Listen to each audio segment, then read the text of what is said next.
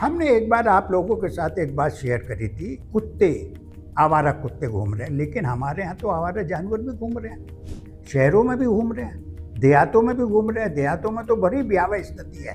वहाँ जो नील गाय होती है, नील गाय गाय नहीं है, नील गाय तो एंटीलोप वैरायटी की एक है जिसको हम बिलू बुल भी कह देते हैं, लेकिन इसका गाय से कोई ताल्लुक नहीं। ये जब अरहर की फसल तो बर्बादी कर देती है, ये गांव-गांव घूमती है। इसी तरह गांव में छुट्टे बैल सांड घूमते रहते हैं।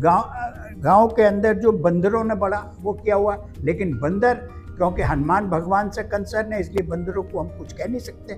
लेकिन शहरों के अंदर भी जो नए नए शहर बसे हैं उनके अंदर जो पुराने गांवों को हटा के तो शहर बसे, उन पुराने गांव से कोई गाय पालने का या भैंस पालने का आज भी रिवाज है, तो वहाँ भी घूमती रहती हैं। जो पुराने शहर है उनमें भी दूध के लिए दूध की डेयरी होती थी, उनमें भी होते हैं। तो हमें सोचना चाहिए हम इसका क्या करें।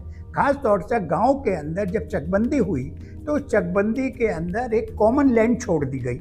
वो कॉमन लैंड 14-15 बीघे की लैंड होती थी, वो इसलिए छोड़ दी गई। वहाँ सड़कें बने, वहाँ कम्युनिटी सेंटर बने, तो वहाँ ये भी था कि भाई शायद ये यहाँ गाय, ये जो छुट्टे जानवर घूम रहे हैं, इनको अगर वहाँ बांधा जा और इनका गोबर बेचा जाए या इनका दूध जो देती हो, दूध तो कोई नहीं देती, तो इनके जो भी इनका गोबर बेचा जाए उससे इनका भूसा वगैरह इनके खाने का इंतजाम करा जाए। इसके लिए सरकार करे तो ग्रामीण क्षेत्रों में बड़ी राहत मिलेगी और इस समस्या से छुटकारा मिलेगा। हालांकि ये ज़मीन कैप्चर कर रखी है जमींदारों ने, जो गांव के दबंग लोग हैं, और गांव के बाकी लोग चाहते हैं कि उनसे मुक्ति मिले।